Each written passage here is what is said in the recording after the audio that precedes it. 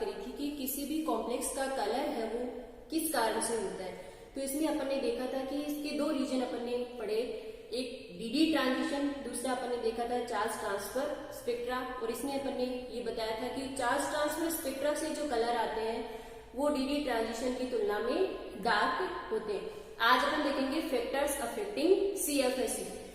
CFSC को प्रभावित करने वाले कारक, फैक्टर्स अफेक्टिंग सीएफएससी, कि सीएफएससी को प्रभावित करने वाले कारक है वो कौन कौन से होते हैं। तो सबसे पहला है geometry of the complex, geometry of the complex.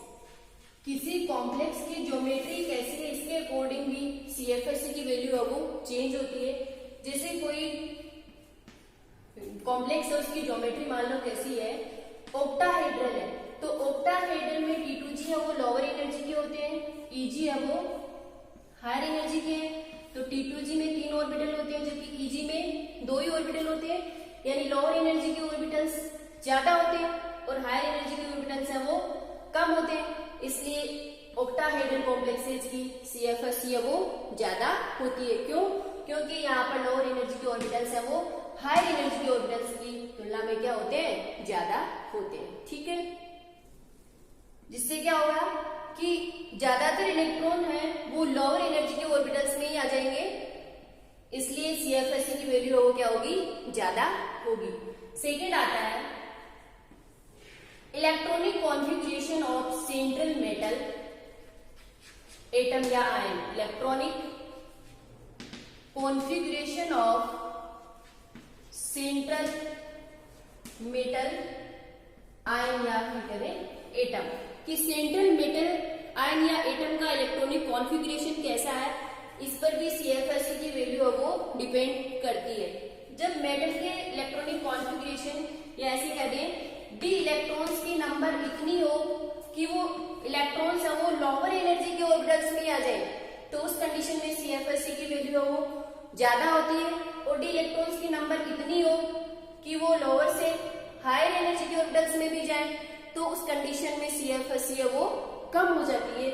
तो इलेक्ट्रॉनिक कॉन्फ़िगरेशन है वो उस सीएफएससी की वैल्यू को अफेक्ट करता है। तो पहला हो गया ज्योमेट्री ऑफ द कॉम्प्लेक्स, दूसरा हो गया electronic configuration of central metal ion, और थर्ड आता है कि किसी कॉम्प्लेक्स के लिए जो सीएफएससी है उसका मान और उसके डेल वैल्यू पर भी डिपेंड करता है। जैसे अपन ले लें ऑक्टाहेड्रल कॉम्प्लेक्सेस, तो ऑक्टाहेड्रल कॉम्प्लेक्सेस के लिए डेल ओ का मान जितना ज्यादा होगा सीएफएससी की वैल्यू भी उतनी ही ज्यादा होगी।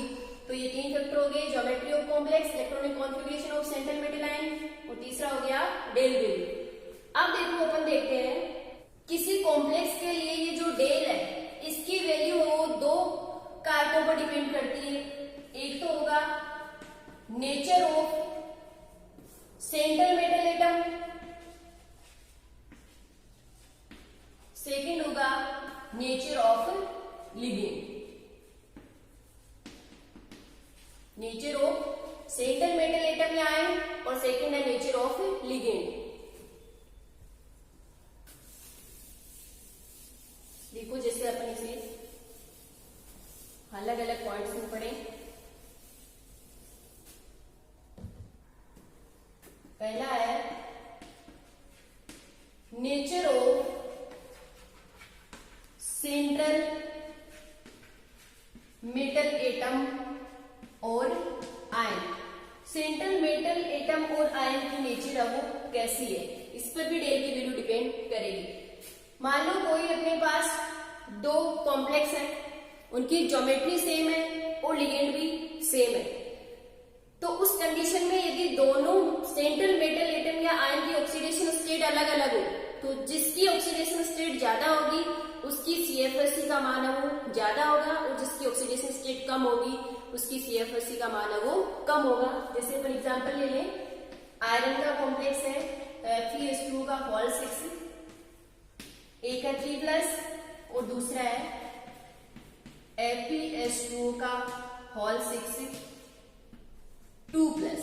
देखो यहाँ पर दोनों कॉम्प्लेक्स की ज्योमेट्री सेम है, ऑक्टाहेड्रल है, दोनों के लिगेंड सेम है, दोनों में H2 है, लेकिन देखो ऑक्सीडेशन स्टेट दोनों की क्या है, अलग है।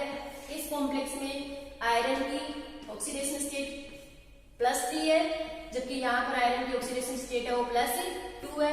तो जिसकी ऑक्सीडेशन स्टेट ज्यादा होगी उसकी CFSE है वो ज्यादा होगी, और जिसकी कम होगी उसकी CFSE की वैल्यू कम होगी। तो इस कॉम्प्लेक्स के लिए 13,700 सेंटीमीटर इनवर्स और इसकी होती है 10,400 सेंटीमीटर इनवर्स। तो जब सेंट्रल मेटल आयन की ऑक्सीडेशन स्टेट अलग हो, कब, जब ज्योमेट्री सेम हो और लिगेंड है वो सेम हो, तो उस कंडीशन में ऑक्सीडेशन स्टेट ज्यादा होने पर CFSE का मान है वो ज्यादा होगा। सेकेंड अपन ले लें, जब ऑक्सीडेशन स्टेट तो सेम हो लेकिन डी इलेक्ट्रॉन्स की नंबर है वो अलग अलग हो, उस कंडीशन में क्या होगा। जैसे मैं दो कॉम्प्लेक्स ले लूं, CuH2 का होल 6 2+ और दूसरा ले लिया NiH2O का होल 6 2+। जब ऑक्सीडेशन स्टेट क्या हो, सेम हो, यहाँ कोबाल्ट की ऑक्सीडेशन स्टेट +2 है, यहाँ निकल की भी ऑक्सीडेशन स्टेट है वो +2 है, सेम है ऑक्सीडेशन स्टेट। लेकिन यहाँ पर देखो लिगेंड भी सेम है, कोबाल्ट यहाँ पर डी इलेक्ट्रॉन्स की नंबर है 7, कोबाल्ट 27 पे आता है, तो डी 7 इलेक्ट्रॉन की कॉन्फ़िगरेशन होता है, जबकि निकेल है वो 28 पर आता है, इसलिए यहाँ पर डी इलेक्ट्रॉन्स की नंबर कितनी होगी, 8। तो उस कंडीशन में जब डी इलेक्ट्रॉन्स की नंबर अलग अलग हो, ऑक्सीडेशन स्टेट सेम हो, तो जिस कंपाउंड के डी इलेक्ट्रॉन्स की नंबर कम होगी उसकी CFSE की वैल्यू क्या होगी, ज्यादा होगी, और जिसके डी इलेक्ट्रॉन्स की नंबर है वो ज्यादा होगी उसकी CFSE की वैल्यू है वो कम होगी। यानी CFSE की वैल्यू है वो डी इलेक्ट्रॉन्स की नंबर के इनवर्सली प्रोपोर्शनल होती है। थर्ड आता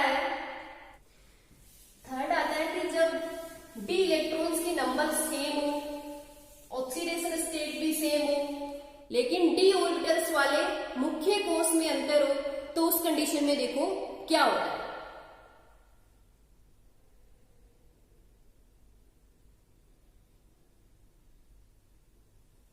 जैसे जैसे n का मान बढ़ेगा वैसे वैसे CFSE की वैल्यू है वो बढ़ेगी।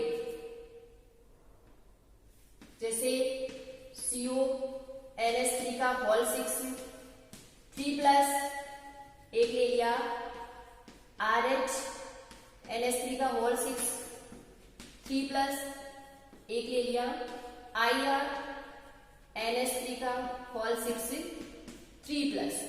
ये 3 कॉम्प्लेक्स है अपने पास, लिगेंड सेम है, ऑक्सीडेशन स्टेट है वो भी सेम है।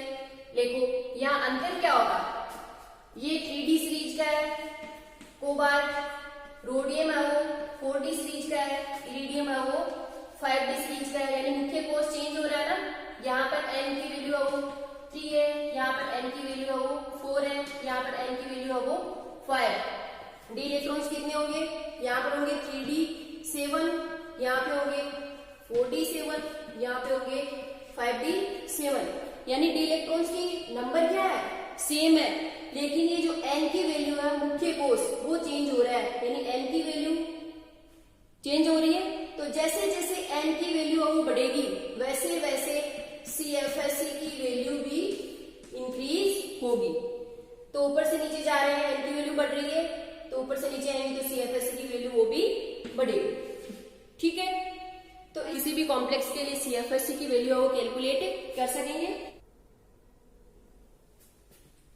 आगे आता है charge on the central metal atom या आयन, कि सेंट्रल मेटल आयन पर चार्ज होने पर CFSE को कैसे इफेक्ट होगी। चार्ज ऑन सेंट्रल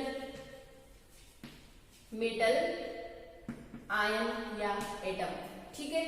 तो जैसे जैसे सेंट्रल मेटल एटम पर चार्ज है वो इंक्रीज होगा वैसे वैसे CFSE की वैल्यू भी इंक्रीज होती जाती है।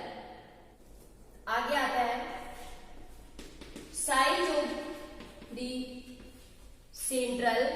मेटल एटम या आयन कि सेंट्रल मेटल एटम आयन की साइज कैसी है, इस पर भी CFSCO डिपेंड करती है। देखो ट्रांजिशन एलिमेंट्स की अपन 3 सीरीज पढ़ते हैं, फर्स्ट, सेकंड और थर्ड। फर्स्ट ट्रांजिशन सीरीज के जो एलिमेंट है उनकी CFSE की वैल्यू सबसे कम होती है। सेकंड और थर्ड ट्रांजिशन एलिमेंट्स या मेटल्स जो होते हैं उनकी CFSE है वो ज्यादा होती है। क्यों? क्योंकि एक वर्ग, अपनी जो पीरियोडिक टेबल है इसमें अपन देखते हैं कि एक वर्ग में जब अपन ऊपर से नीचे की ओर जाते हैं तो साइज है वो इंक्रीज होती जाती है। तो जैसे जैसे ऊपर से नीचे आएंगे साइज इंक्रीज होती जाएगी और CFSE की वैल्यू है वो भी इंक्रीज होती जाएगी। इसलिए फर्स्ट सीरीज के लिए CFSE की वैल्यू सबसे कम होती है और सेकंड और थर्ड के लिए उससे ज्यादा होती है।